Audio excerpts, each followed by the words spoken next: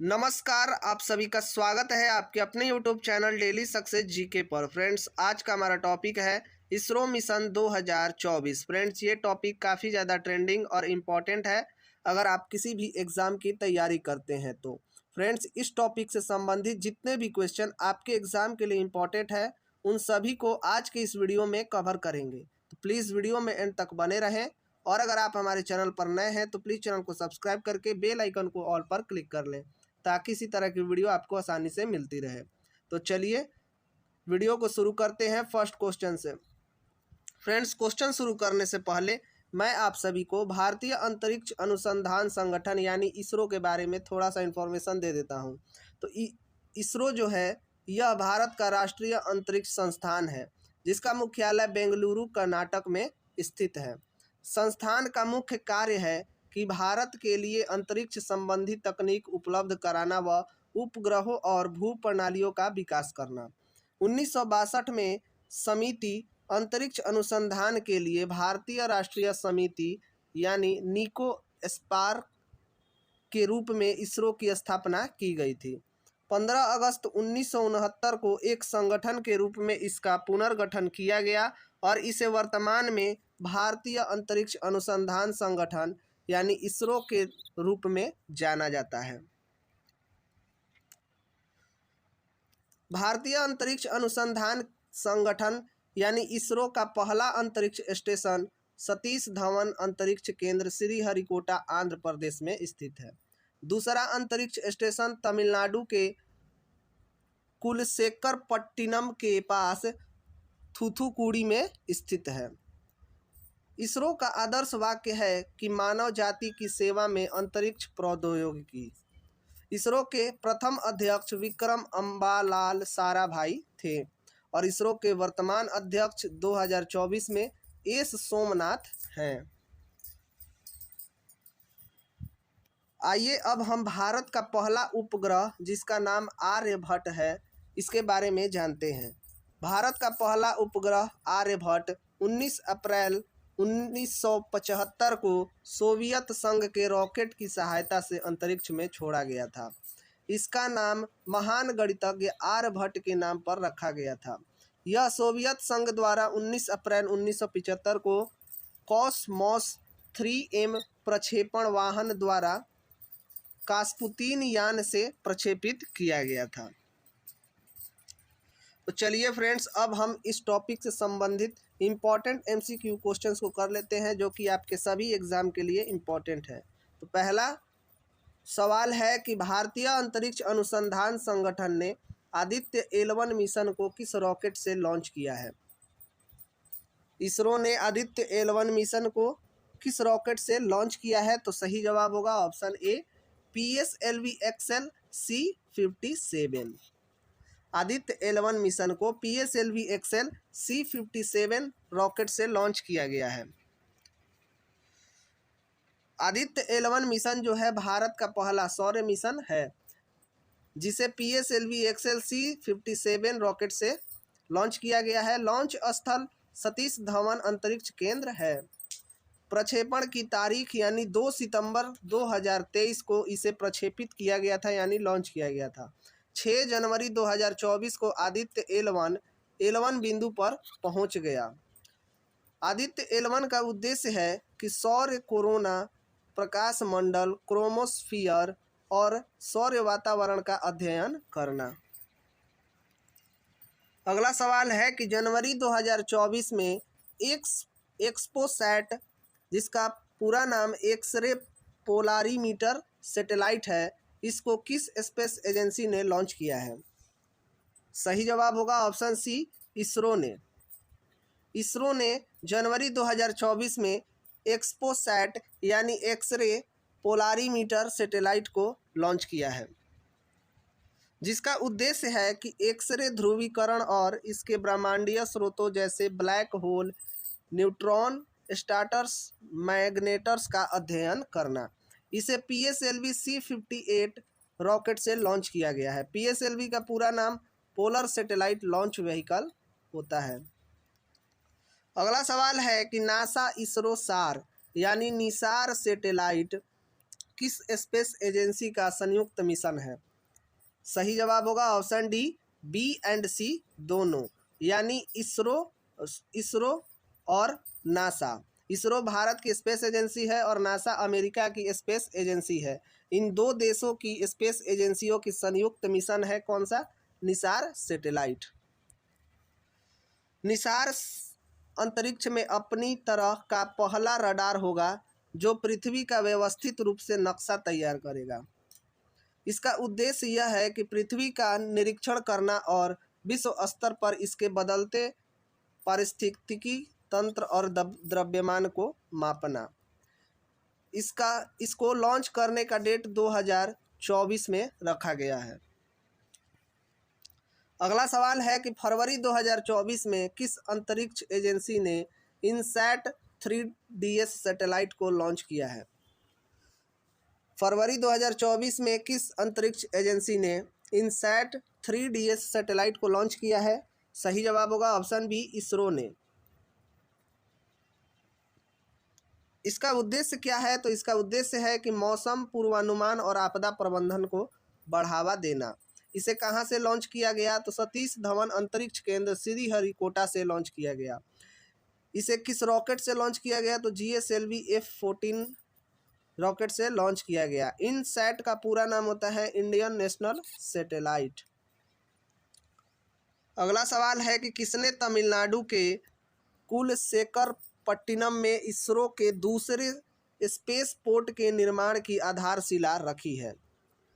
सही जवाब होगा ऑप्शन ए, नरेंद्र मोदी। प्रधानमंत्री नरेंद्र मोदी ने तमिलनाडु के कुलशेखरपट्टिनम में इसरो के दूसरे स्पेस पोर्ट के निर्माण की आधारशिला रखी है, जिसका उद्देश्य है कि उपग्रह प्रक्षेपण, विशेषकर छोटे ग्रहों की बढ़ती मांग को पूरा करना।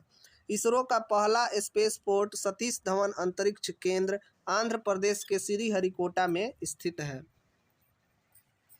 अगला सवाल है कि चंद्रयान 3 मिशन को किस स्पेस एजेंसी ने लॉन्च किया है?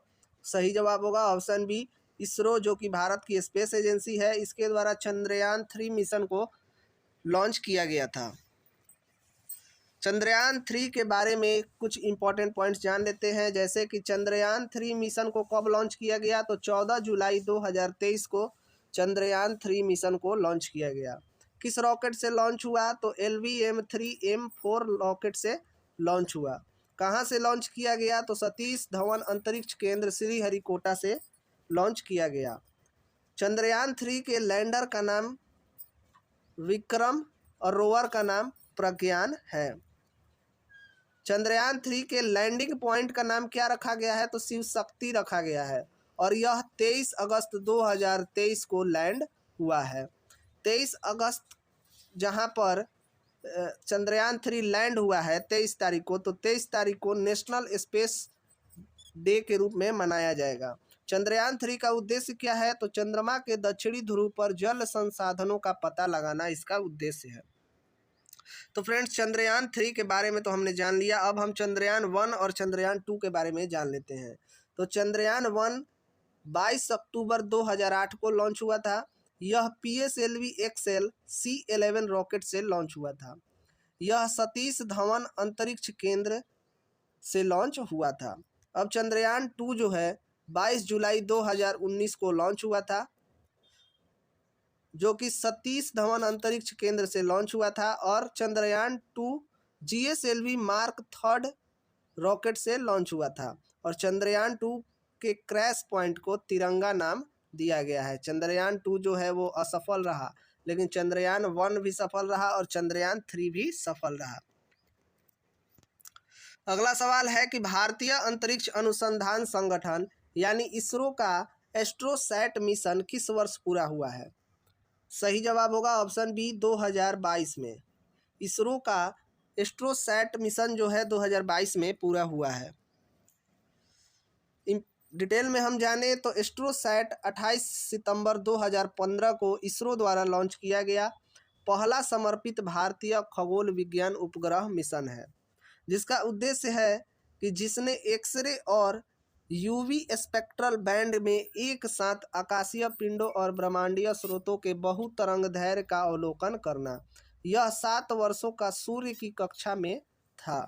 यह 7 वर्षों तक सूर्य की कक्षा में था। अगला सवाल है कि भारतीय अंतरिक्ष अनुसंधान संगठन इसरो ने टेलियोस 2 मिशन को किस रॉकेट से लॉन्च किया है? सही जवाब होगा option D, PSLV C55। ISRO ने टेलियोस 2 मिशन को PSLV C55 रॉकेट से लॉन्च किया है। डिटेल में हम जाने तो रॉकेट का नाम है PSLV C55। एक पृथ्वी अवलोकन उपग्रह है जिसका वजन 741 ग्राम है और इसमें सिंथेटिक एपर्चर रडार है जो 1 मीटर रिजोल्यूशन में डेटा प्रदान करने में सक्षम है। टेलियोस 2 मिशन का उद्देश्य है कि शहरी नियोजन, आपदा प्रबंधन, समुद्री सुरक्षा और पर्यावरण निगरानी सहित विभिन्न अनुप्रयोगों हेतु पृथ्वी की सतह की उच्च रिजोल्यूशन इमेजरी प्रदान करना। अगला सवाल है कि RLV-LEX का सफल परीक्षण किस स्पेस एजेंसी ने किया है? सही जवाब होगा ऑप्शन बी, इसरो ने। इसरो ने RLV-LEX का सफल परीक्षण किया है। RLV-LEX का पूरा नाम reusable launch vehicle autonomous landing mission है। RLV-LEX का उद्देश्य स्पेस री एंट्री वाहन की लैंडिंग की सटीक स्थितियों का अनुकरण करना और उसी वापसी पथ से उच्च गति मानव रहित स्वायत्त सटीक लैंडिंग कराना।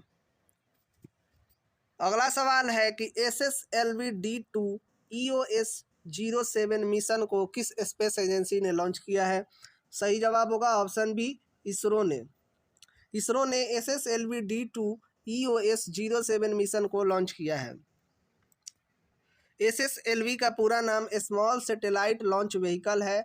SSLV-D1 फेल हो गया था अगस्त 2022 में। SSLV-D2 का उद्देश्य अपनी 15 मिनट की उड़ान में EOS-07 जेनस 1 को आज़ादी सैट 2 उपग्रहों को 450 किलोमीटर गोलाकार कक्षा में स्थापित करना। अगला सवाल है कि गगनयान मिशन को किस स्पेस एजेंसी के द्वारा लॉन्च किया जाएगा? सही जवाब होगा ऑप्शन डी, इसरो के द्वारा। इसरो के द्वारा गगनयान मिशन को लॉन्च किया जाएगा।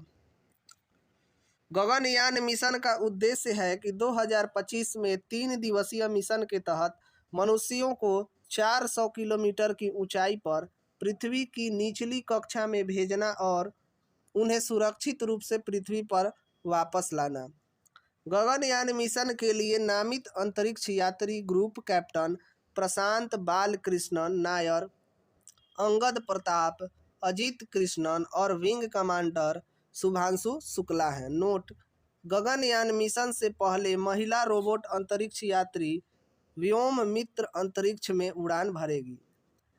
गगनयान को GSLV-M के 3rd रॉकेट से लॉन्च किया जाएगा और इसका एक्सपेक्टेड डेट कौन सा है?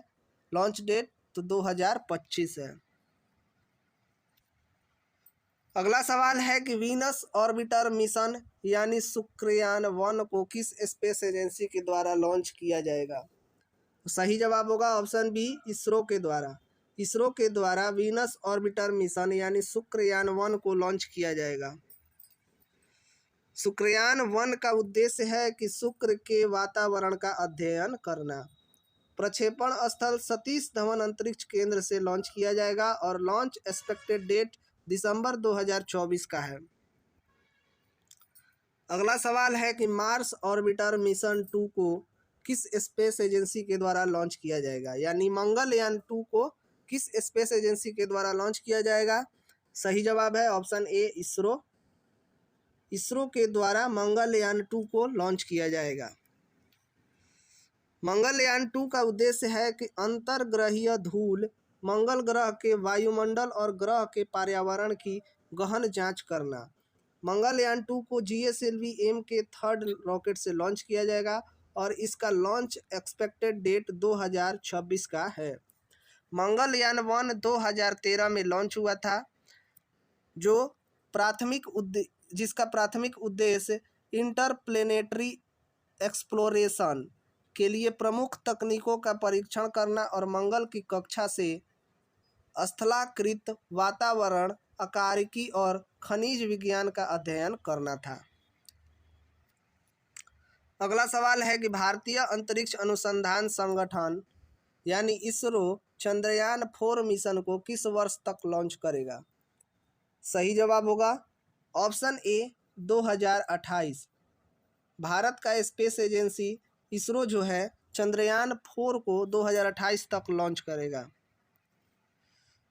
इम्पॉर्टेंट पॉइंट है कि चंद्रयान 4 की योजना जो है अंतरिक्ष यान चंद्रमा की यात्रा करेगा, जमीन पर उतरेगा, नमूने एकत्र करेगा और फिर अंतरिक्ष से दूसरे मॉड्यूल से जुड़ेगा। इसके बाद मॉड्यूल पृथ्वी की कक्षा में वापस आ जाएगा। जैसे ही दोनों मॉड्यूल पृथ्वी के पास आएंगे वे अलग हो जाएंगे। एक हिस्सा पृथ्वी पर लौट आएगा और दूसरा ग्रह की परिक्रमा करता रहेगा, जिसका उद्देश्य है कि चंद्रमा के नमूने को वापस लाना चंद्रयान 4 योजना का उद्देश्य है। अगला सवाल है कि भारतीय अंतरिक्ष अनुसंधान संगठन इसरो किस वर्ष तक भारतीय अंतरिक्ष स्टेशन का पहला मॉड्यूल लॉन्च करने की योजना बना रही है? सही जवाब होगा ऑप्शन सी 2028 तक। इसरो जो है अपना भारतीय अंतरिक्ष स्टेशन जो है इसका मॉड्यूल 2028 तक लॉन्च करने का योजना बना रहा है। भारतीय अंतरिक्ष अनुसंधान संगठन इसरो का कहना है कि अंतरिक्ष स्टेशन 2035 तक बनकर तैयार हो जाएगा।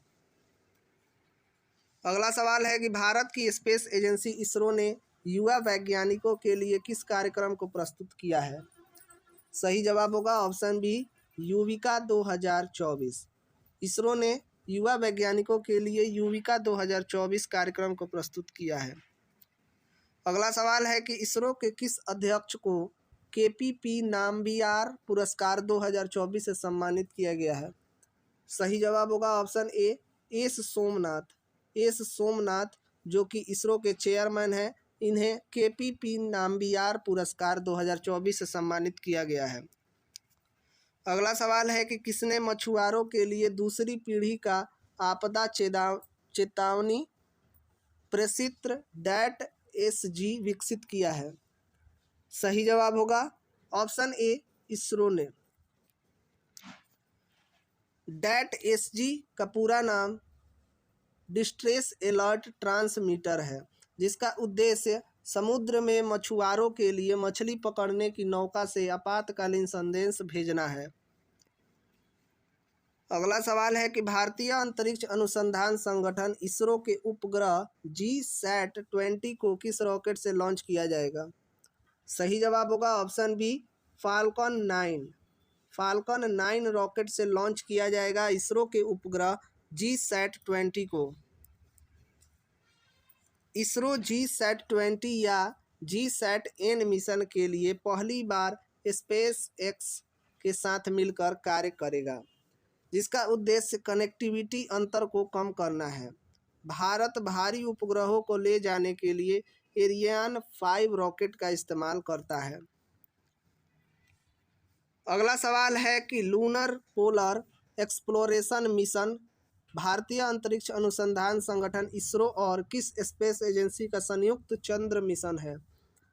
सही जवाब होगा ऑप्शन सी जाक्सा, जो कि जापान की स्पेस एजेंसी है। तो भारत की स्पेस एजेंसी इसरो और जापान की स्पेस एजेंसी जाक्सा, इन दोनों का संयुक्त चंद्र मिशन है लूनर पोलर एक्सप्लोरेशन मिशन यानी लूपेक्स। इम्पोर्टेंट पॉइंट है कि लॉन्चर और रोवर जो है जाक्सा का होगा और लैंडर इसरो का होगा, जिसका उद्देश्य है कि उन क्षेत्रों का अवलोकन जहां पानी को चंद्रमा पर मौजूद होना माना जाता है। ध्रुवीय क्षेत्र में चंद्र जल संसाधनों के वितरण, स्थितियों, रूप और अन्य मापदंडों के पानी की मात्रा पर जमीनी आंकड़े प्राप्त करना। चंद्रमा पर मौजूद जल संसाधनों की मात्रा और रूपों पर डेटा प्राप्त करना। अगला सवाल है कि अटल इनोवेशन मिशन और नीति आयोग ने किसके साथ मिलकर national space innovation challenge 2023 launch किया है? सही जवाब होगा option A ISRO. Atal innovation mission और नीति आयोग ने इसरो के साथ मिलकर national space innovation challenge 2023 launch किया है। अगला सवाल है कि नीलावु कुदीचा सिमहंगल निम्न में से किसकी आत्मकथा है? सही जवाब है ऑप्शन ए एस सोमनाथ, जो कि वर्तमान में इसरो के चेयरमैन हैं। इनकी आत्मकथा है नीलावु कुदीचा सिमहंगल। अगला सवाल है कि आइसलैंड में हुसाविक संग्रहालय ने लीफ एरिक्सन लूनार प्राइज 2023 से किसे सम्मानित किया है? सही जवाब है ऑप्शन ए इसरो को। आइसलैंड में हुसाविक संग्रहालय ने लीफ एरिक्सन लूनार प्राइज 2023 से इसरो को सम्मानित किया है। अगला सवाल है कि मार्च 2023 में इसरो ने ब्रिटिश कंपनी वनवेव के 36 सैटेलाइट को भारत के शक्तिशाली रॉकेट से लॉन्च किया है। इस रॉकेट का नाम क्या है? सही जवाब होगा ऑप्शन बी LVM-3। LVM-3 जिसका पूरा नाम लॉन्च व्हीकल मार्क 3 है। यह इसरो का सबसे भारी रॉकेट है। इसे पहले इसका नाम GSLV-M3 जिसका पूरा नाम geosynchronous satellite launch vehicle mark 3 था। यह 8000 किलो के सैटेलाइट्स का भार उठा सकता है।